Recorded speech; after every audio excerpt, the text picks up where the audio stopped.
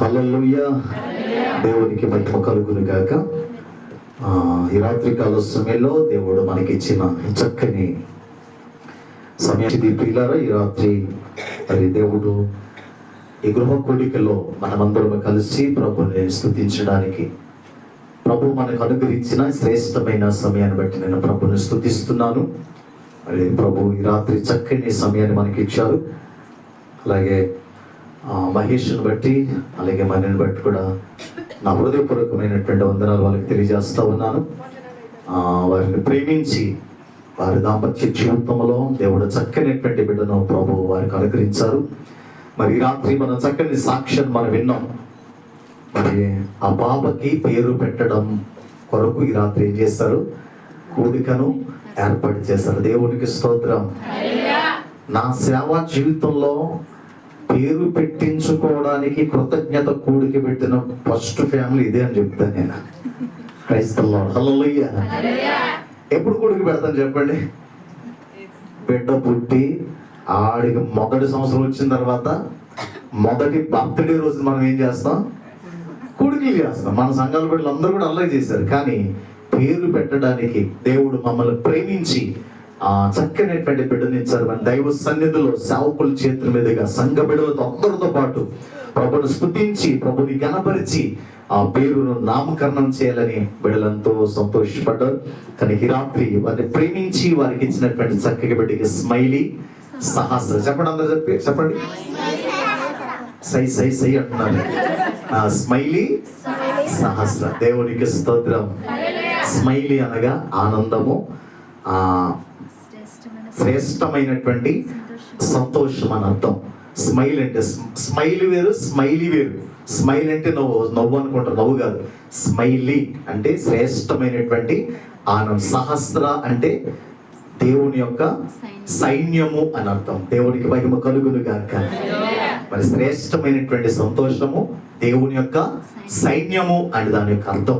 కనుక దేవుడు బిడ్డకి చక్కనటువంటి పేరు నామకరణం చేశారు. అందుని బట్టి ప్రభుని ఎంతగానో స్తుతిస్తా ఉన్నాను. మంచిది ప్రియులారా, నాకు చాలా సంతోషంగా ఉంది. అబ్రహాము తన బిడ్డ పాలు విడిచిన తర్వాత ఏం చేశాడు? గొప్ప విందు చేశాడు. కనుక బిడ్డలో ఆ విందు ఎప్పుడు ఇస్తున్నారంటే ఇప్పుడే ఇస్తున్నారు. కనుక ఆ ప్రభుని ఎంతగానో స్తుతిస్తా ఉన్నాను. మంచిది ప్రియులారా, ఈ రాత్రి కొద్ది నిమిషాల్లో దేవుడి యొక్క వాక్యాన్ని మనం నేర్చుకున్నాం. నిద్రపోకుండా వింటారా? ఆమె మొహం చూస్తారు, పోతు మలిసిపోయి ఉన్నారు. ఇంకా జామ చూడే ఎక్కెత్తిన సామర్థ్యం అన్నట్టు చూస్తూ ఉన్నారు. కనుక కూర్చుంటేకి వెళ్తాను, ఎక్కువకి వెళ్ళదు. హల్లెలూయా. కానీ కూర్చుంటేకి వెళ్తుంది, గుర్తుమంది ఎక్కువకి వెళ్తుంది. గుర్తుమందే కనుక కొద్దిగా వెళ్తాను. కనుక శ్రద్ధగా విన్న కొద్ది మాటలైనా శ్రద్ధగా వింటే ఆ మాటలు మనకు అర్థమవుతాయి. అర్థమైనటువంటి మన మాట మన జీవితాల్లో కార్యాన్ని చేస్తుంది. కనుక మనసు పెట్టి శ్రద్ధగా, టైం ఎక్కువేం కాలేదు, 9 గంటలు కావస్తుంది. కరెక్ట్గా 9 గంటలు కావస్తుంది. 10 కాకుండానే మనము ముగించడానికి ప్రయత్నం చేద్దాం. దేవునికి మహిమ కలుగును గాక. రైట్. ఈ రాత్రి కాల సమయంలో దేవుని బిడ్డలారా, పిల్లలు మాట్లాడు. నేను చెప్పబోయే వాక్యం యొక్క అంశం ఏంటంటే, తల్లిదండ్రుల భక్తి వలన పిల్లలకి గొప్ప ఆశీర్వాదం కలుగుతుంది. ఎవరి భక్తి వలన? తల్లిదండ్రులు చేసే భక్తి వలన పిల్లలకి ఏం కలుగుతుందంట? గొప్ప ఆశీర్వాదం. అదేంటి పాస్టర్ గారు, మేం భక్తి అయితే వాళ్ళకి ఏమవుతుందండి ఆశీర్వాదం? వాక్య గ్రంథములోనే మనం చూద్దాం. మనలను సృజించినటువంటి దేవుడు తెలియజేస్తున్నటువంటి మాట. ఈ రాత్రి నిలబడినటువంటి మీ దైవజనుడు చెబుతున్నటువంటి మాట కాదు ఇది. దేవాతి దేవుడు మనకు తెలియజేస్తున్నటువంటి మాట. తల్లిదండ్రులుగా మనం ఈ లోకములో కష్టపడి ఎంత కష్టపడిన వారికి మనం ఆస్తులు సమకూర్చలేం. కనుక మనము చేస్తున్నటువంటి భక్తి వాళ్ళకి గొప్ప ధననిధిగా ఉంటుంది. మనము చేస్తున్నటువంటి భక్తి వాళ్ళకి ఆస్తిగా మీకు ఉంటుంది. కనుక ఈ రాత్రి కాల సమయంలో దేవుని బిడ్డలారా, మనము చేస్తున్నటువంటి భక్తి వల్ల వాళ్ళకి ఎటువంటి ప్రయోజనం కలుగుతుంది, వాళ్ళు ఎలాంటి దీవెనలు పొందుకుంటారు, వాళ్ళకి ఎటువంటి ఆశీర్వాదాన్ని దేవుడు ఇస్తాను అంటున్నాడో ఈ రాత్రి కాల సమయంలో దేవుని బిడ్డలారా, మనం అటువంటి మంచి భక్తి చేసే బిడ్డలుగా మనం ఉందాం. దేవుడికి ఇష్టమైనటువంటి భక్తి చేసే బిడ్డలుగా మనం ఉందాం. దేవుడిని చిత్తాన్ని నెరవేర్చేటువంటి బిడ్డలుగా మనం ఉందాం. మనం లూకాసు వార్తను చూస్తాం. జకరియా, ఎలిజబెత్ వాళ్ళు సకల ఆజ్ఞలన్నిటినీ కూడా నెరవేర్చిన వారిని వాక్య గ్రంథంలో మనం చూస్తా ఉన్నాం. కనుక మనము కూడా తల్లిదండ్రులుగా దేవుడు మనకిచ్చినటువంటి పిల్లల విషయంలో, దేవా వీళ్ళ కొరకు నేను కష్టపడుతున్నాను, ఇదిగో ఈ ఆస్తి వాళ్ళకి ప్రయోజనకరంగా ఉండాలి, ఈ సంపద అంతా వాళ్ళకి దీవెనకరంగా ఉండాలి, ఈ సంపద పరులు పాలు కాకుండా ఉండినట్లుగా సహాయం చేయమని మేము ప్రార్థన చేయవలసిన లేదు, మనం ఏం అడగవలసిన లేదు. కానీ బిడ్డల కొరకు మనం ప్రార్థన చేయాలి. కానీ మనము చేస్తున్నటువంటి భక్తి వలన, మనము నడిచేటువంటి చక్కని ఆ భక్తి చేస్తూ నడుస్తున్నటువంటి మార్గం వలన దేవుడు బిడ్డలకి మంచి ఆశీర్వాదం ఇస్తానని దేవుడు ఇక్కడ మనకి తెలియజేస్తా ఉన్నాడు. కనుక ఇప్పుడు దేవుని బిడ్డలారా, వాక్యములోనికి వెళ్ళక ముందు ఒక మాట నేను గుర్తు చేయాలి. ద్వితీయోపదేశ కాండములో 6వ అధ్యాయములో దేవుడు చెప్పినటువంటి మాట, నీ ఇంట కూర్చున్నప్పుడును, నువ్వు లేచినప్పుడును, నువ్వు పట్టుకున్నప్పుడును, నీ మార్గంలో నడుస్తున్నప్పుడును, నీ కడుపులో పెట్టినటువంటి నీ పిల్లలకి ఏం తెలియజేయమన్నాడు? చెప్పండి, ఏం తెలియజేయమన్నాడు? ఆయన ధర్మశాస్త్ర గ్రంథం అంటే ఆయన వాక్యాన్ని పిల్లలకి ఏం చేయాలంట? నేర్పించాలంటాడు. దేవునికి మహిమ కలుగును గాక. నేర్పిస్తున్నావా? మన ఇంటికి కూర్చున్నప్పుడు ఏం చేయాలంట? వాక్యం నేర్పించాలి. లేచినప్పుడు ఏం చేయాలంట? వాక్యం నేర్పించాలి. మార్గంలో నడుస్తున్నప్పుడు ఏం చేయాలంట? ఆ వాక్యాన్ని చెప్తున్నా. ఈ రోజున ఆ మధ్యకాలంలో చాలా కాలం క్రితం అనమాట, చాలా కాలం క్రితం, అమ్మా మరి మీరు ఏ సీరియల్ అంటే ఇష్టం చెప్పామన్నా, నేను వాక్యం చెప్తా ఆమె ఏమందో తెలుసా? ఆదమరిసి ఉందేమో పాపం. అయ్యారు మనసు మమత అంటే నాకు ఇష్టం. అది ఏంటంట? చెప్పలు గట్టి ఏంటంట? మనసు నీకు అందుకే మతి లేదమ్మా అన్నా. నువ్వు మనసు మమత మీద మనసు పెట్టుకున్న మనసు మమత అంటే నీకు ఇష్టం కాబట్టి ఈ ప్రాంతంలో కూడా ఏ ధ్యాసలో ఉందామా? చెప్పాలి, ఆ సీరియల్ మీదే ఉంది. దేవునికి స్తోత్రం. అలాంటి భక్తి కాదండి దేవుని బిడ్డలారా. మనకి ఏం గుర్తుండాలి? నిద్రపోయే వాడిని లేపి అడిగిన మనకి ఏం గుర్తు రావాలి? దేవుని మాటలు మనకి గుర్తు రావాలి. దేవునికి మహిమ కలుగును గాక. కనుక ఇంత కూర్చున్నప్పుడు, నువ్వు లేచినప్పుడు కూడా ఆయన మాటలు పిల్లలకి బోధించమని తెలియాలి. ఎప్పుడు బోధిస్తాం మనం? ముందు మనం నేర్చుకున్నప్పుడే పిల్లలకి తెలియచేయగలుగుతాం. మనం నేర్చుకోకుండా పిల్లలకి చెప్పగలుగుతామండి? చెప్పలేము. ఒక మాట నేను ఇక్కడ నిరభ్యంతరంగా నేను చెప్పగలను. మా బిడ్డలు ఉన్నారు, పెద్ద పాప కానీ చిన్న పాప కానీ, వాళ్ళని నేను ఎప్పుడు కూడా అమ్మా మీరు మోకరించి ప్రార్థన చేయండి నేను చెప్పను, ఎప్పుడు చెప్పలేదు. మీరు పాటలు నేర్చుకోండమ్మా అని ఎప్పుడు చెప్పలేదు. వాళ్ళు మనము చేస్తున్నటువంటి భక్తిని బట్టి, మనము నడుస్తున్నటువంటి మార్గాన్ని బట్టి, ఓహో ఉదయాన్నే లేచి ప్రార్థన చేయాలా, ఓకే పడుకునేటప్పుడు ప్రార్థన చేయాలా, వాళ్ళంతటా వాళ్ళే మేము చెప్పకుండా మోకరించి ప్రార్థన చేస్తాం. దేవునికి మహిమ కలుగును గాక. హల్లెలూయా. నేను ఏనాడు చెప్పలేమా ఇన్స్ట్రుమెంట్స్ మీ వాయించాలమ్మా నేర్చుకోవాలని నేను కానీ తను కూడా ఎప్పుడు చెప్పాలి. వాళ్ళంతటా వాళ్ళే నేర్చుకుంటారు. వాళ్ళే ఈ రోజున ఆరాధనలో కానీ వీరపల్లి చర్చిలో వాళ్ళే వాయిస్తూ ఉంటారు ఈ దేవుని బిడ్డలారా. కనుక మనం ఏదైతే చేస్తున్నామో, మనం ఎలాగైతే నడుస్తున్నామో, మనలను చూసి వాళ్ళు ఏం చేస్తారు? నేర్చుకుంటారండి ఈ దేవుని బిడ్డలారా. కనుక ముందు మనము నేర్చుకోవాలి. నేర్చుకున్న తర్వాత పిల్లలకి మనం ఏం చేయాలి? నేర్పించాలి. కనుక ఈ రాత్రి అంశాన్ని మీరు మర్చిపోదు. తల్లిదండ్రులు చేస్తున్నటువంటి భక్తి పిల్లలకి గొప్ప ఆశీర్వాదం. ఎలా వస్తుందో ఈ రాత్రి కొన్ని మాటలు మనం చూద్దాం. దాని తర్వాత తల్లిదండ్రులుగా ఎలా ఉండాలో ఒక 2 మాటలు చెప్తాను. కనుక పిల్లలకి ఎటువంటి ఆశీర్వాదాలు వస్తాయో, దేవుడు ఏమిస్తానని వాగ్దానం చేస్తాడో 3 మాటలు చెప్తాం. మొత్తం 5 మాటలు. దేవునికి స్తోత్రం. పెద్ద వివరంగా లోతుగా వెళ్ళం, పైన డీప్గా వెళ్ళం, కొద్ది చిన్న మాట్లాడలా గుర్తు చేసుకుంటూ నేను వెళ్తాను. చూడండి ఇప్పుడు దేవుని బిడ్డలారా, వాక్యములో నుండి కీర్తనల గ్రంథము, యెషయా గ్రంథము 54వ అధ్యాయము 13వ వచనం. 54వ యెషయా గ్రంథం 54వ అధ్యాయము 13వ వచనం చదవడమ్మా. పిల్లలందరూ యెహోవా చేత ఉపదేశమునందుదురు, నీ పిల్లలకు అధిక విశ్రాంతి కలుగును. అధిక విశ్రాంతి కలుగును. దేవునికి స్తోత్రం. మొదటి మాట ఏంటో తెలుసా తల్లి?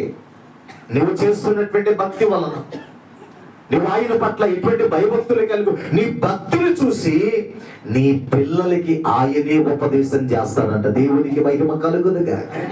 మొదటి మాట ఏంటో తెలుసా? నీ పిల్లలకి దేవుడు, నీ పిల్లలకు ఆయనే ఉపదేశం చేస్తాడంట. అక్కడికి వెళ్ళదా, అజయద్రా? తల్లిదండ్రులు మనం చెప్తాం, కానీ ఒక్కొక్కసారి పిల్లలు ఏం చేస్తారు? మన మాట వినరు. కానీ ఎవరు చెప్తే వింటారు? ఒక్కొక్కసారి మా తమ్ముడు ఉన్నాడు, ఎవరి మాట విందో, నేను చెప్తే నా మాట వింటాడు. దేవునికి స్తోత్రం. ఏమంటది? ఇంకెల్లా నీ మాట కేసు అంటది. ఎవరిని కూడా. అలాగే ఈ లోకంలో కొంతమంది తల్లిదండ్రులు మాట్లాడగా ఎవరో ఒకరి మాట వింటారు. అలాగే దేవుడు చెప్పినటువంటి మాట ఖచ్చితంగా వాళ్ళు ఏం చేస్తారు? వింటారు. వినేటట్లుగా మలచగలిగినటువంటి దేవుడు. దేవుడికి మహిమ కలుగును గాక. మనము కొట్టు తిట్టు ఏదో ఒక విధంగా వాళ్ళు మలచాలని ప్రయత్నం చేస్తాం, కానీ కొంతమంది తిరగరు, కొంతమంది లోబడరు, కొంతమంది మాట వినరు. కానీ దేవుడు ఏమన్నాడు తెలుసా? నువ్వు చేస్తున్నటువంటి భక్తి వలన నీ పిల్లలకి ఆయన ఏం చేస్తాడంట? ఉపదేశం చేస్తాడంటండి. ఎంత అద్భుతమైనటువంటి మాట. ఎలా నడవాలో ఆయన తెలియజేస్తాడు, ఏం చెయ్యాలో ఆయన తెలియజేస్తాడు, ఎక్కడ కూర్చోవాలో ఆయన తెలియజేస్తాడు, ఎలా మాట్లాడాలో ఆయన తెలియజేస్తాడు, తను ఎలా బ్రతకాలో ఆయన నేర్పిస్తాడు. ఎటువంటి నైతిక విలువలు కలిగి సమాజంలో బ్రతకాలో దేవుడు ఏం చేస్తాడంట? ఉపదేశం చేస్తాడంటండి. దేవునికి స్తోత్రం. ఇంకేమని రాయబడి చూడండి, అదే కీర్తన గ్రంథములో 71వ కీర్తన 17 వచ్చిన చదవండి. 71వ కీర్తన 17 వచ్చిన. దేవా, బాల్యము నుండి నీవు నాకు బోధించుచు వచ్చితివి. నీవు నాకు బోధించుచు వచ్చితివి.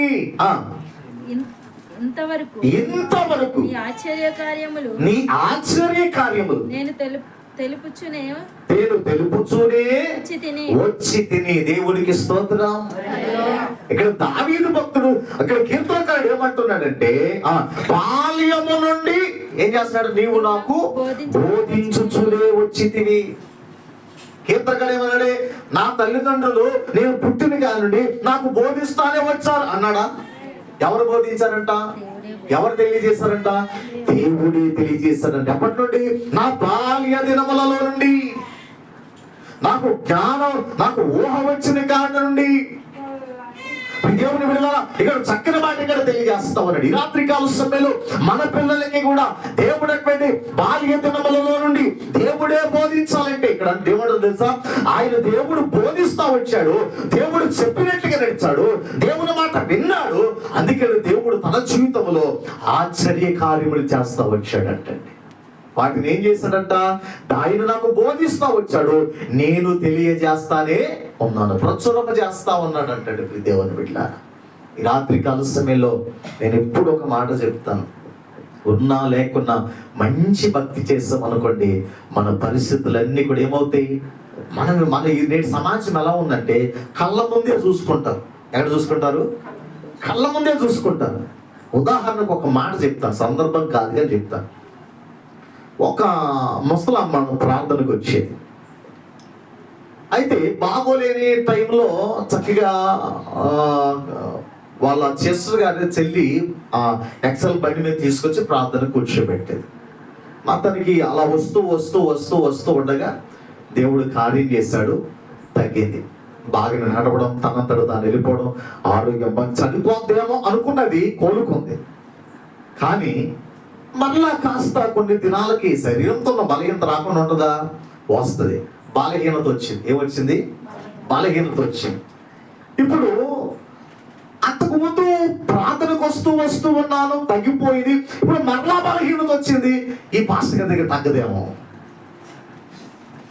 ఇప్పుడు ఎక్కడికి వెళ్ళాలి? వేరే చోట వెళ్ళాలి. చెప్తున్నాను వినండి. కళ్ళ ముందు చూసుకుంది, వేరే చోట వెళ్ళింది. ఎన్నో రోజులలో పుట్టుకుబంది వెళ్ళిపోయింది. ఏమైపోయింది? వెళ్ళిపోయింది. వెళ్ళిపోయిన తర్వాత ఇప్పుడు సమాధి చేయడానికి ఎవరిని పిలుస్తారు? ఎవరిని పిలవాలమ్మా? కూతురు అగ 2 రోజులు కడితే ఇక 2 రోజు కథ ఇది బేర్ పాస్టర్ మాతో ఎవరు వస్తారు ఇప్పుడు? మన దగ్గర నమ్మకం ఉంటే ఎవరు వస్తారు? ఈయన వస్తారు కదా. ఇప్పుడు అక్కడ నమ్మకంగా ఉందా? అక్కడ 2 రోజులు వెళ్ళి మానేసింది. దేవుడికి స్తోత్రం. ఇటు సంఘం వెళ్ళలేదు, అటు సంఘం వెళ్ళలేదు. చెప్పండి, అటు దైవజనుడు వెళ్ళలేదు, ఇటు దైవజనుడు వెళ్ళలేదు. జేసీబీ ఓటు తవ్వి ఆమెను పాత పెట్టారు. ఎప్పుడు కూడా మన కళ్ళ ముందు చూసుకోకూడదు. దేవుడికి స్తోత్రం. దేవుడు నాకు ఇది సందర్భం కథైనప్పటికీ మనం అర్థం చేసుకోవడానికి నేను చెప్తున్నా, జరిగిన సంఘటన కాబట్టి. కలిగినప్పుడు దేవుని బిడ్డలారా, మనం అప్పటికప్పుడే నా పరిస్థితి ఇలాగే ఉంటుంది, నా మారదేంటి, నా పిల్లల భవిష్యత్తు కూడా ఇలాగే ఉంటుంది మనకు అవసరం లేదు. కాస్త నీవు ఇబ్బంది పడవచ్చు, కాస్త నీవు బాధపడవచ్చు, కాస్త నీవు వేదన పడవచ్చు. అయినప్పటికీ నువ్వు చేసే భక్తి వలన, నువ్వు చేస్తున్నటువంటి భక్తి వలన నీ పరిస్థితులను మారుస్తాడు, నీ పిల్లలకు మంచి భవిష్యత్తుని ఇస్తాడు. దేవునికి స్తోత్రం. సమాజంలో బిడ్డలు పాడైపోతున్నటువంటి నేటి తరములో సామెత గ్రంథం ఏమైందో తెలుసా? కళ్ళు నెత్తికెక్కే తరము రాబోతుంది అన్నాడు. ఇప్పుడు అదే తరం. కళ్ళు ఎక్కడున్నాయి ఇప్పుడు పిల్లలు? చెప్పండి, ఎక్కడున్నాయా? తల్లిదండ్రులు కనిపించట్లేదు, తోడబుట్టులోని కనిపించట్లేదు, రక్త సంబంధులు ఎవరు కూడా అనిపించట్లేదు. వాక్యం నెరవేరిందా లేదా? ఆ తరము రాబోతుందన్నాడు. అదే తరుములో మనమును, అటువంటి తరుములో మన పిల్లలు జాగ్రత్తగా ఉండాలంటే, మన పిల్లలు వాక్యానుసారంగా నడవాలంటే, మన పిల్లలు సమాజంలో అనేక మందికి ఆశీర్వాదకరంగా ఉండాలంటే మనము చేసే భక్తిని వాళ్ళకి దేవుడు ఏం చేస్తాడంట? నువ్వు చెప్పవలసిన లేదు.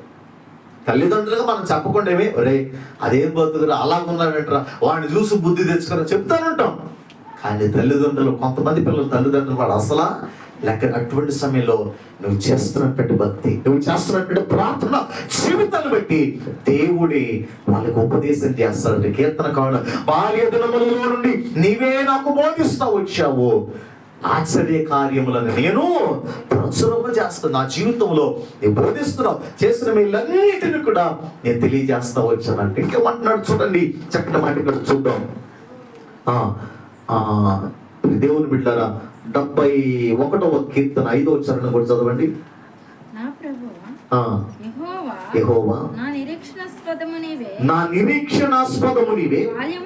బాల్యము నుండి నాకు ఆశ్రయము నీవే, గర్భవాసినైనది మొదలుకొని నీవే నాకు ప్రాపకుడవై ఉంటివి.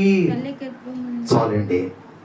మనము చేసే భక్తి వల్ల మొదటిగా పిల్లలకి ఉపదేశం చేస్తాడంటండి. వాళ్ళు ఏం చేస్తాడంట? బోధిస్తాడంటండి. దేవునికి స్తోత్రం. ఇక్కడేమంటాడు? ఆశ్రయముగా ఉంటాడంట. ఆయన ఆశ్రయముగా ఉంటాడు. బాల్య దినముల నుండి నీవే నాకు ఆశ్రయం. దేవుడు ఎలా ఉన్నాడంట? ఆశ్రయముగా అన్నాడు. మన పిల్లలకి దేవుడు ఎలా ఉంటాడంట? ఆశ్రయముగా.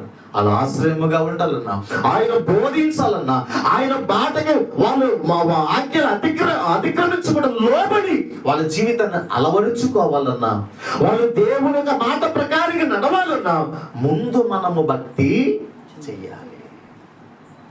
దేవుని బిడ్డలారా, ఈ రోజున పాడైపోతున్నటువంటి సమాజాన్ని, పాడైపోతున్నటువంటి బిడ్డలు మనం చూస్తున్నాం. ఇటువంటి తరుణంలో మనం ఎంతో అందుకని అంటాడు, రేయి మొదటి జామున నీళ్లు కుమ్మరించినట్లుగా నీ పిల్లల కొరకు ఏం చేయమన్నాడు? కన్నీళ్లు విడిచి ప్రార్థన చేయమన్నాడు. ఆయన నీళ్లు కుమ్మరించినట్లుగా యెహోవా సన్నిధిలో మనం విజ్ఞాపన చేయాలి. మనము బిడ్డల కొరకు.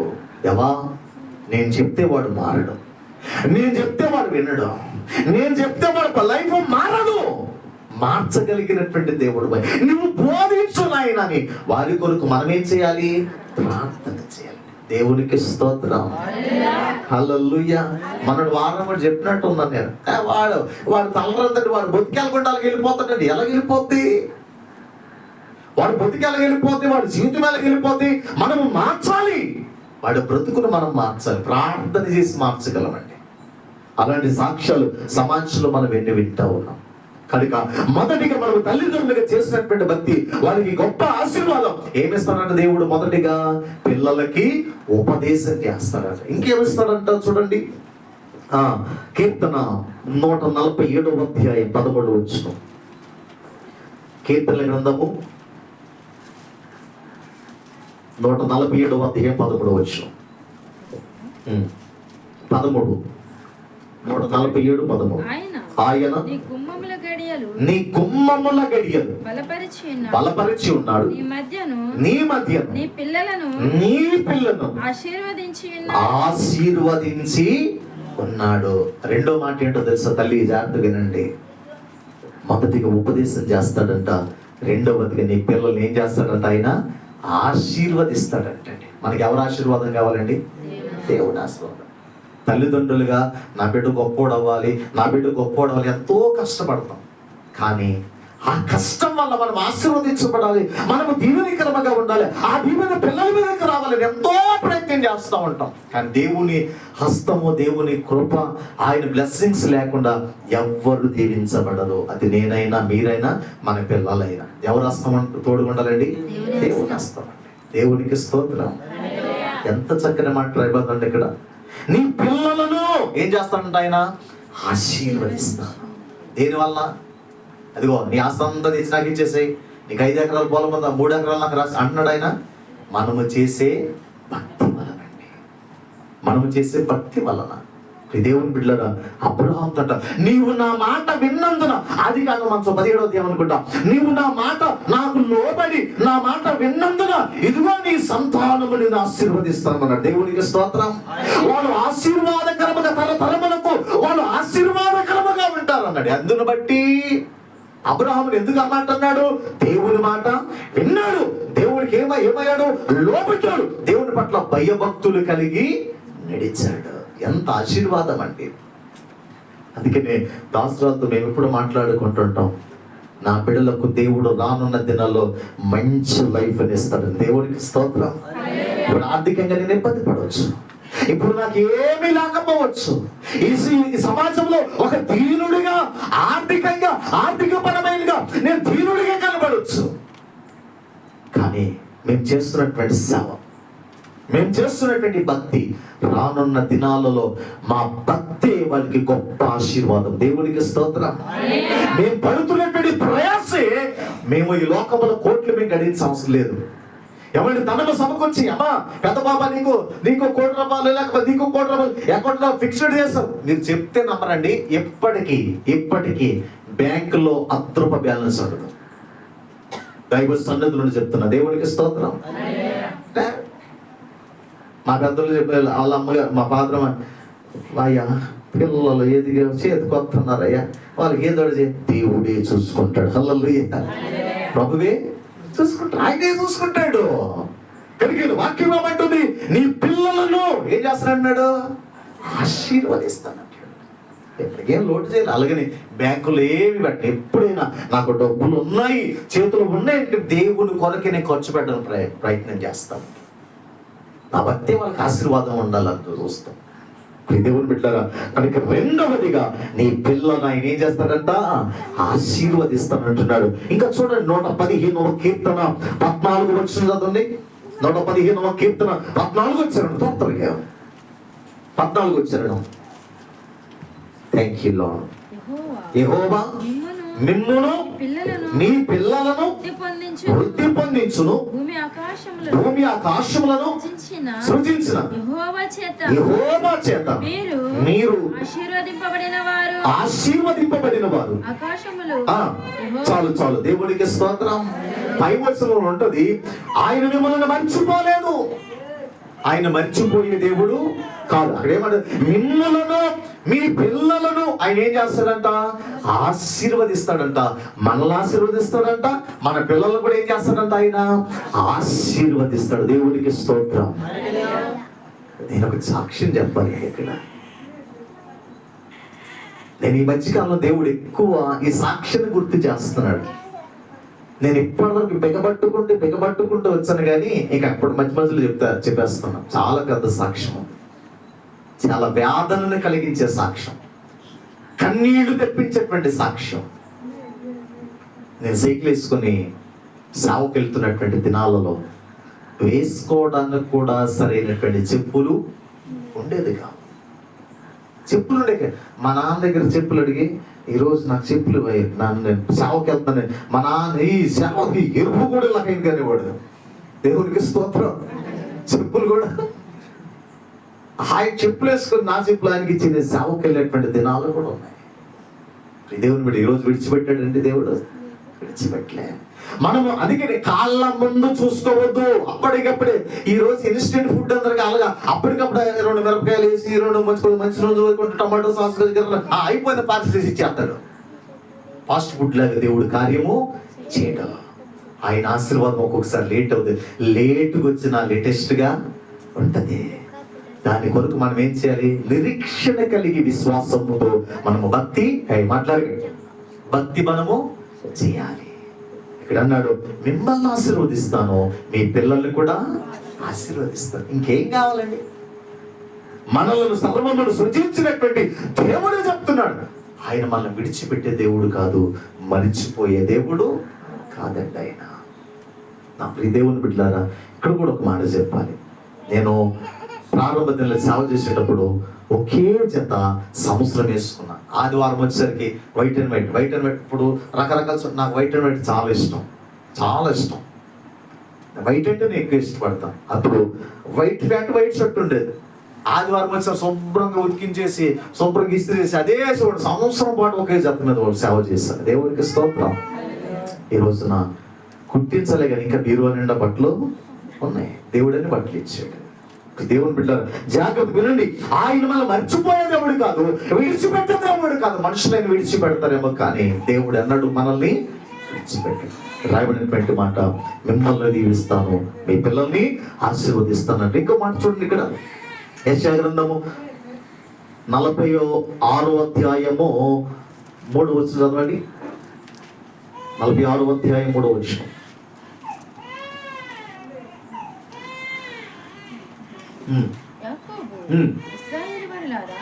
ఇశ్రాయేలు ఇంటి వారిలో శేషించిన వారిలారా, గర్భమున పుట్టినది మొదలుకొని నా చేత వరింపబడిన వారిలారా, తల్లివడిలో కూర్చుండినది మొదలుకొని నేను చంక పెట్టుకునే వారిలారా, నా మాట ఆలకించుడి. ముదిమి వచ్చే వరకు నేను ఎత్తుకునే వాడను నేనే, తల వెంట్రుకల నెరిగే వరకు ఎత్తుకునే వాడను నిన్ను ఎత్తుకుని వాడను. 40వ అధ్యాయం చదువుమా. 40వ అధ్యాయము 44 అనుకుంటా. 44:3 అమ్మా. 44:3. Thank you lord. 44:3 చదువుమా. నేను దప్పిక గల వాని మీద నీళ్లను, ఎండిన భూమి మీద ప్రవాహ జలములను కుమ్మరించెదను. నీ సంతతి మీద నా ఆత్మను కుమ్మరించెదను. నీకు పుట్టిన వారిని నేను ఆశీర్వదించెదను. ఏమంటున్నాడు తెలుసా? ఆశీర్వదించడమే కాదమ్మా, నీ సంతతి మీద నా ఆత్మను ఏం చేస్తాడంట? కుమ్మరిస్తా. వారు ప్రవచిస్తారు అన్నాడు అక్కడ. ఎంత అద్భుతమైనటువంటి మాట అండి, ఎంత ఆశ్చర్యకరమైనటువంటి మాట అండి. జాగ్రత్తగా వినండి ప్రియ దేవుని బిడ్డలా. నా ఆత్మను ఏం చేస్తాడంట? ఆయనే ఏం చేస్తాడంట? కుమ్మరిస్తాడు. అయ్యా నాకు లేవు ఆ వరాలు, నాకేమి వరాలు ఇవ్వలేదయ్యా, నా పిల్లలకైనా ఇవ్వనైనా మనమేమి ప్రార్థన చేయవలసిన అవసరం అలా అడగవలసిన లేదు. ఆయనే ఏం చేస్తాడంట? నా ఆత్మను కుమ్మరిస్తా. ఎలా ఇస్తాడు? శుభ్రంగా వచ్చి కూర్చొని లేకపోతే గుర్తొచ్చినప్పుడు ప్రార్థనకు వస్తే కాదు. చెప్పండి, ఏం చేస్తే? భక్తులు 2 ఉండాలి. భయం ఉండాలి, భక్తులు. భయము భక్తి 2 ఉంటేనే ఆయన ఆజ్ఞలన్నింటినీ కూడా మనం ఏం చేస్తాం? అనుసరిస్తాం. భయం లేకపోయినా ఆజ్ఞలు అనుసరిస్తాం, భక్తి లేకపోయినా ఆజ్ఞలను అనుసరించం. ఏదో మొక్కుబడిగా. ఎప్పుడు మొక్కుబడి భక్తి చేయకండి ప్రియ దేవుని బిడ్డలారా. ఆయన నిజంగా మనము భక్తి చేయగలిగితే ఆయన అంటున్నాడు, నీ సంతతి మీద ఆత్మను కుమ్మరిస్తాడు. మొదటిగా చెప్పండి, మనం చేసే భక్తి వలన మన పిల్లలకి గొప్ప ఆశీర్వాదం రావాలంటే మొదటిగా ఆయన ఏం ఆశీర్వదిస్తారంట? మన పిల్లలకి ఆయన ఉపదేశము చేస్తాడంట. రెండవదిగా పిల్లలను ఆశీర్వదిస్తాడంట. ఆయన ఆశీర్వదిస్తాడంట. ఇక మూడో మాటకు వస్తున్నా చూడండి. మూడో మాట 127వ కీర్తన, క్షమించండి 117వ కీర్తన 2వ చరణం, 112వ కీర్తన 2వ చరణం, 112వ కీర్తన 2వ చరణం. వారి సంతతి వారు భూమి మీద ఎలా ఉంటారంట? బలవంతులుగా ఉంటారు. వాళ్ళు బలహీనులుగా ఉండరు. దేనికి భయపడరు, దేనికి వెనకడుగు వేరు, దేనికి లోపడరు. వాళ్ళు ఎలా ఉంటారంటే ధైర్యముగా ఉంటారు. వాళ్ళు ఈ సమాజంలో ధైర్యముగా వాళ్ళు నిలబడాలన్నా, ధైర్యముగా వాళ్ళు ముందుకు సాగాలన్నా, బలవంతులుగా వాళ్ళు ఉండాలన్నా ముందు తల్లిదండ్రులుగా మనము ఎలా ఉండాలి? భక్తి చేయాలి. మన భక్తి చేస్తే మన భక్తి చేస్తాం. దేవుడికి స్తోత్రం. వల్ల మా పిల్లలు అడగండి, ఎంత నాకు ఒక్కసారి చాలా ఆశ్చర్యం. దేవా ఎంత గొప్ప దేవుడు నిజమే. ఊరికే బైబిల్ కింద రాయబడి తల్లిదండ్రులు ఏం చేస్తారు, పిల్లలు అదే చేస్తారు. మనం ఎలా నడిస్తే వాళ్ళు కూడా అలాగే నడుస్తారు. మన బూత్ పాటలు మాట్లాడిన వాళ్ళు కూడా ఏం చేస్తారు, బూత్ పాటలు. మనం సినిమా పాటలు పాడాము, వాళ్ళు కూడా ఏం పాడతారు, సినిమా పాటలే. మనం దేవుని పాటలు పాడాము, వాళ్ళు కూడా ఏం పాడతారు, దేవుని పాటలే పాడతారు. కానీ ఈ రాత్రి ఇప్పుడు దేవుని బిడ్డలారా, ఈ సహస్ర స్మైలీ సహస్ర పేరు నామకరణం చేస్తున్నటువంటి ఈ కృతజ్ఞత కూడికలో, పేరు పెట్టడానికి కృతజ్ఞత ఈ కూడికలో ఈ రాత్రి దేవుడు చక్కని సందేశాన్ని మనతో మాట్లాడుతున్నాడు. ఎంత సంతోషదాయి దేవుడు, ఎంత ఆనందిస్తా ఉంటాడో దేవుని బిడ్డ. అందుకని ప్రతి విషయంలో దేవుడు మనం ఏం చేయాలి, కృతజ్ఞతలు చెల్లించాలి. ప్రతి విషయంలో పేరు పెట్టే విషయంలో కూడా కృతజ్ఞతలు చెల్లిస్తున్న వారు దాంపత్య బిడ్డలతో, ఇద్దరు భార్య భర్తలు. కానీ ఈ రాత్రి చక్కని సందేశాన్ని ప్రభు మనతో మాట్లాడుతూ ఉన్నారు. బలవంతులుగా ఉంటాడు. చూడండి 127వ కీర్తనలో 3వ చరణం అనుకుంటా. చూడండి 127వ కీర్తన 3వ చరణం అనుకుంటా, 3వ చరణం. కుమారులు యెహోవాను గురించు స్వాస్యము గర్భఫలము ఆయన ఇచ్చు బహుమానం. యవ్వన కాలమందు పుట్టిన కుమారులు బలవంతుని చేతిలో ఎలాంటి వాళ్ళంట, బాణము లాంటి వారు. బాణానికి ఏమైనా ఎదురు ఉంటుందా? అడ్డొస్తే ఏం చేస్తావు, దూసుకొని వెళ్ళిపోతుంది. కనుక బలవంతుని చేతిలో వారు బాణములాగా ఉండాలంటే ముందు మనము భక్తి చేయాలి. క్రైస్తవ హల్లెలూయా. నీవే ఆదివారం మానేసాం అనుకోండి, పిల్లలు కూడా ఏం చేస్తారు? నీవే సరైన భక్తి చేయలేదు, పిల్లలు కూడా ఏం చేస్తారు? సరైన భక్తి చేయరు. వాళ్ళు బాణముల రేపు ఉన్నటువంటి తరానికి వాళ్ళు బలవంతులుగా బాణములో వాళ్ళు పని చేయాలంటే మనము చక్కగా భక్తి చేసేటువంటి వాళ్ళుగా ఉండాలి. 3 మాటలు చెప్పాను, ఇంకెక్కువ చెప్పను, నేను ఇంకెక్కువ చెప్పను. మొదటిగా ఏంటి, ఉపదేశం చేస్తాను. ఎవరికి? పిల్లలకి. ఎందుకు బట్టి? మనం చేసే భక్తి బట్టి. 2, పిల్లలను ఆశీర్వదిస్తూ. పిల్లలనే కదా అక్కడ ఏమన్నా 118 కీర్తనలు, మిమ్మల్ని మీ పిల్లలను ఏం చేస్తాడంట, ఆశీర్వదిస్తానన్నాడు. 3వదిగా బలవంతులుగా వాళ్ళు చేస్తాడంట. బలవంతులుగా వాళ్ళు ఉంటారు. ఇప్పుడు అలా ఉండాలంటే మనం భక్తి చేయాలి. ఎలాంటి భక్తి చేయాలి తెలుసా? ఒక 2 మాటలు చెప్పేసి, అది కూడా ఎక్కువ చెప్పను, క్లుప్తంగా చెప్తూ ముగిస్తాను. మనం ఎలాంటి భక్తి చేయాలో 127వ కీర్తన 3వ చరణం చదవండి. 128వ కీర్తన 128వ కీర్తన 3వ చరణం. నీలోగిట నీ లోగిట నీ భార్య ఫలించు ద్రాక్షావల్లి వలె ఉండును, నీ భోజనపు బల్ల చుట్టూ నీ పిల్లలు ఒలీవ మొక్కల వలె ఉందురు. ఇప్పుడు భార్య భర్తలు ఎలా భక్తి చేయాలంటే పందిరి తీగలాగా మనం భక్తి చేయాలి. ఎలా భక్తి చేయాలమ్మా? ఇప్పుడు ఈ ద్రాక్ష చెట్టు ఎలాగెళ్తే ఇక్కడ నుండి రెడ్డి గణపురం తిన్నగా వెళ్ళిపోద్దా పామ, ఇది జామ చెట్లాగా ఎంత చక్కగా అల్లుకుంటే వెళ్తుంది కదా. చూసారు ద్రాక్ష చెట్టు ఎప్పుడన్నా? దేవునికి స్తోత్రం. ఎదువరకు మేము పళ్ళు తింటా, ఈ యాపిల్ కాయ ఎలా మంతలే మార అనుకుంటాం కదా. ఎదువరకు ఈ ద్రాక్ష బిగ్ పండుతో ఎలా భలే విందాక అనేవాడు. ఇప్పుడు అన్ని ఫ్రూట్స్ మొక్కలు దేవుని మాత్రం మన కళ్ళ ముందుకే వచ్చేసినాయి. కనుక ఇప్పుడు దేవుని బిడ్డ అది చక్కగా అల్లుకుంటూ వెళుతుంది. మనము కూడా భక్తి విషయంలో, భార్యాభర్తల దాంపత్య విషయంలో కూడా అల్లుకుంటూ వెళ్ళాలి. పందిరి తీయగలాగా ఉండాలి మన భక్తి. అలా అలుముకుంటూ కట్టుకుంటూ మన భక్తిని కట్టుకుంటూ క్రీస్తునే బండ మీద స్థిరముగా మనం నిలబడి ఇటు అటు పడిపోకుండా మన భక్తిని మనం అల్లుకుంటూ మనం వెళ్ళాలి. పందిరి తీగలాగా ఉండాలి. భార్యాభర్తలు అలాగే ఉండాలి, భక్తి కూడా అలాగే ఉండాలి. దేవునికి స్తోత్రం.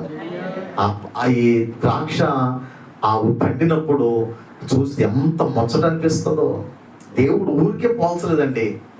నీ లోగిట నీ భార్య ఎలా ఉంటుందంట? ఫలించు ద్రాక్ష వల్లి అన్నాడు. ద్రాక్ష వల్లి అన్నాడు, ద్రాక్ష పళ్ళు అన్నాడా? తీగ ఎంత అల్లుకుంటే వెళ్తుందో కదా. ఈరోజు అలాగుందరా భార్యాభర్తలు? భార్య దారి భార్యే, భర్త దారి భర్తే. భర్త అలసిపోయి వస్తాడు. బాయ్ కొంచెం మంచిలే ముంచుకొని తాగలేవా? కైకి ఎల్లాక అంటారు కదా మన మాటలు. ఏమంటారు? కైకి ఎల్లాకంటే బాగున్నాడు, కై కరిసొత్తాక అంటారు కదా. ఏమంటారు? చేతిలో పడిపోయినాయా ముంచుకొని తాగలేవా? చూడండి దేవుని బిడ్డలారా, భార్య భర్తను గౌరవించాలి, భర్త కూడా భార్యని గౌరవించాలి. పిల్లల సమాజాన్ని గౌరవించడం ఎక్కడ వస్తుంది తెలుసా? కుటుంబంలో నుండే వస్తుంది. కుటుంబంలో నుండే బయటికి వెళ్తుంది. కుటుంబంలో గౌరవం లేకపోతే సమాజంలో గౌరవం. ఎవరికి స్తోత్రం. కొంచెం తాగపోతే కానీ కొంచెం గౌరవంగా మాట్లాడు. అలా ఉండకయ్యా, అలా తిరగకయ్యా. ఇంకో సాక్షి చెప్తాను. మాకపోతాడు గౌరవం ఇవ్వాలంటే అన్నాడు అక్కడికి. హల్లెలూయా ఇవ్వాలి. ఇప్పుడు నెహెమ్యా ఉన్నాడు మన మనసులో, వాళ్ళ అక్క ఒలీవ. ఇప్పుడు చక్కగా వాళ్ళ బావగారు ప్రార్థనకు వచ్చి భలే కూర్చున్నాడు. నాకు అసలు మారతాడు నా జీవితంలో అనుకోలేదు. ఫుల్గా తాగేసి ఎక్కడ తులుకున్నాడు. నమస్కారం అయ్యారు అనేవాడు. హల్లెలూయా నమస్కారం అని ఎలా చూస్తాడు అనుకునేవాడిని, కానీ పలకరించకుండా ఉండేవాడు కాదు. కానీ ఫుల్గా తాగొస్తే ఆ బిడ్డ ఏం చేసేది తెలుసా? గబగబ మోకరించి స్తోత్రం స్తోత్రం స్తోత్రం స్తోత్రం స్తోత్రం అంటూ ఉంటుంది. అంట దేవునికి స్తోత్రం. రాదా అన్నాడు. స్తోత్రంగామో నీకు స్తోత్రంగా అంటాడు. ప్రార్థన చేస్తుందని చెప్పేసి ఏం మాట్లాడేవాడు కాదు. శుభ్రంగా వెళ్ళి ఆయన అన్నం పెట్టుకొని తినేసి పడుకునేదాకా ప్రార్థన ఏం మాట్లాడు. ఒకవేళ మెలుగుకుందానికి ఆ రోజు నరకం చూపించేవాడు. అటువంటి మనిషి ఈ రోజు ఏం చేస్తున్నాడు? అసలు ఎంత భక్తిగా ఆదివారం మాండండి ప్రార్థనకు వస్తూ ఉంటాడు. ఏమనుకోను దేవునికి మహిమ కలుగులు కాక. నా మాట అబద్ధం. ఇక్కడ అలా తమ్ముడు ఉన్నాడు, అడగండి ప్రార్థన ఏమియా దేవుని బిడ్డలారా. కనుక మనం వల్ల ప్రార్థన వల్లే, మన భక్తి వల్లే వాళ్ళు ఏం చేయొచ్చు? దేవుని సన్నిధికి వాళ్ళని నడిపించవచ్చు. ఇక భార్య భర్తలుగా మనం ఎలా ఉండాలంట? ఎలాంటి భక్తి చేయాలి? పందిరి తీగ లాంటి భక్తి. పందిరి తీగల మనం ఉండాలి, మన భక్తి కూడా ఎలా ఉండాలి? అలాగే ఉండాలి. ఎంత లాగినా అతదా రాకూడదు. పడిపోయే భక్తి చేయకూడదండి, వ్యర్థమైన భక్తి చేయకూడదండి. నిజమైనటువంటి భక్తి, అస్సలైనటువంటి భక్తి మనము చేయాలి. దేవునికి స్తోత్రం. ఇంకో మాట ఏంటో తెలుసా? ఈ మాట కూర్చొని చూడండి. సామెతల గ్రంథం 13వ అధ్యాయం 22వ వచనం.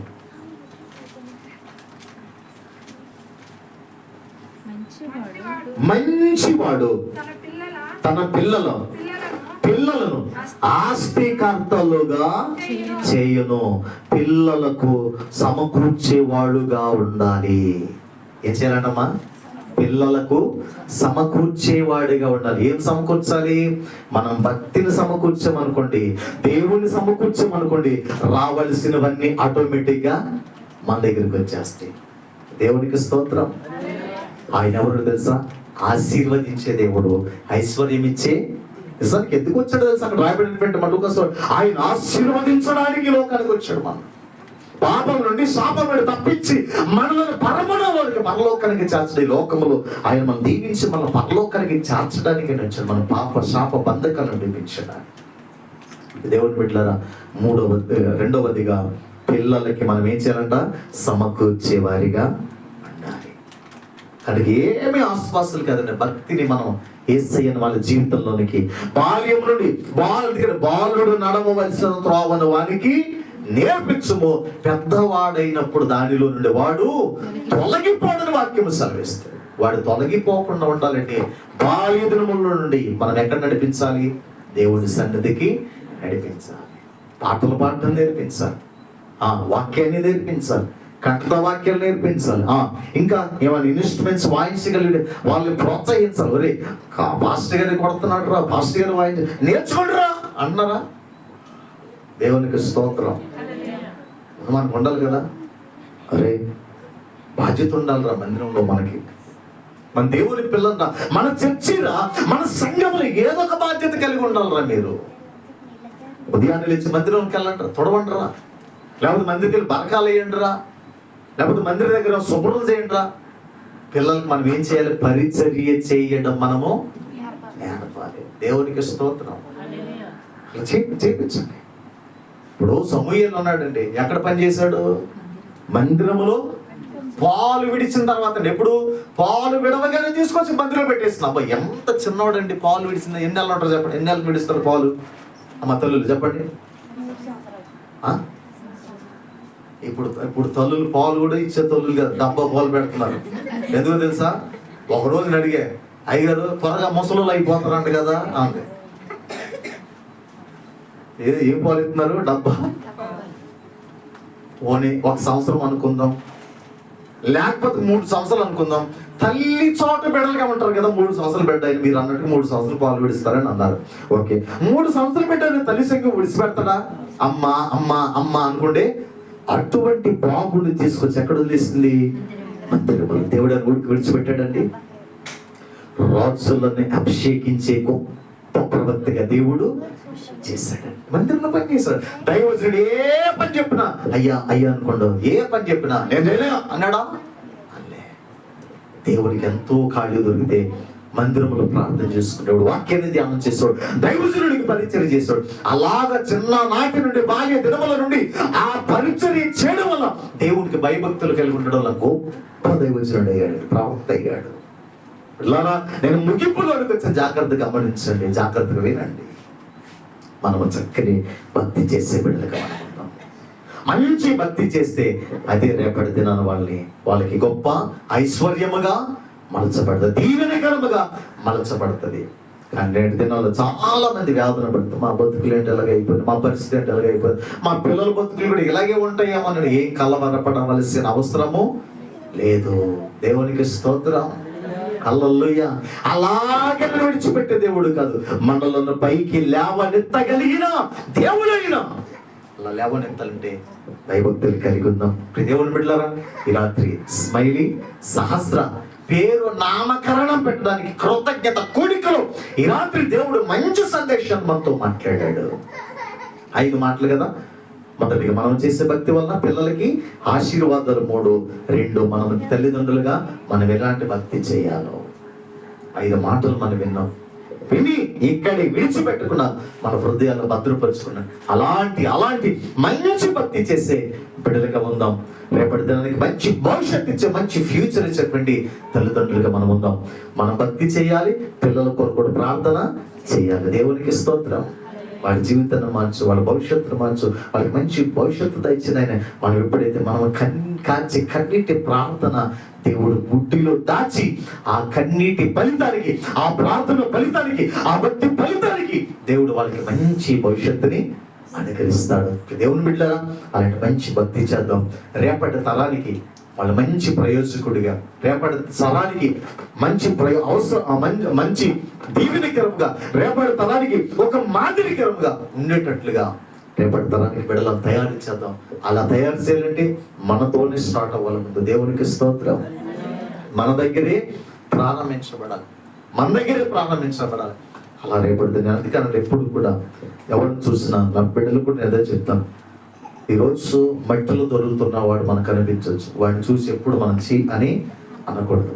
రేపొద్దున వాడే కలెక్టరు కావచ్చేమో, రేపొద్దున వాడే ఎమ్మెల్యే కావచ్చేమో, రేపొద్దున వాడే ముఖ్యమంత్రి కావచ్చేమో. అలాంటి వాళ్ళు ఎంతమంది సమాజంలో మనము చూస్తాం. మార్చగలిగే పెంట కుప్పలలో నుండి 1 కొరింథీయులకు రాసిన పత్రిక అంటాడు, దీనులను పైకి లేవనెత్తగలిగినటువంటి దేవుడు. జ్ఞానులను సిగ్గుపరచడానికి జ్ఞానము లేని వారిని లోకములైనా ఎన్నుకున్నాడు. బలవంతులను సిగ్గుపరచడానికి బలము లేని వారిని అయినా ఎన్నుకున్నటువంటి దేవుడు. బిడ్డలారా, మన పరిస్థితులను మార్చగలిగిన దేవుడు. ఇవన్నీ మార్చబడాలంటే మంచి భక్తి చేద్దాం, దేవునికి ఇష్టలుగా ఉందాం, ఆయన చిత్తాన్ని నెరవేర్చినటువంటి బిడ్డలుగా ఉందాం. అట్టి కృప, అట్టి ధన్యత దేవుడు మనకి మరి ముఖ్యంగా ఈ కుటుంబానికి, అలాగే చంటి బిడ్డ, మరి ఆ బిడ్డ ఇంకా నిత్యము ఈ ఈనాటి బాల్య దినముల నుండి చక్కగా బిడ్డ మనుషుల దయలో, దేవుని దయలో మరి నిత్యము వర్ధిల్లుతూ ఆ బిడ్డ నడుచున్నట్లుగా ఆ బిడ్డ కొరకు, అలాగే కుటుంబంలో ఉన్నటువంటి మణి కొరకు, మహేష్ కొరకు, అలాగే వారి తల్లిగారి కొరకు మనమందరం కూడా ప్రార్థించదాం. అట్టి దీవెన, అట్టి ఆశీర్వాదం దేవుడు సమృద్ధిగా ఆ చంటి బిడ్డకును ఆ కుటుంబానికి సమృద్ధిగా అనుగ్రహించి వర్ధిల్లింపచేసి ప్రభువు వారిని ముందుకు నడిపించును గాక.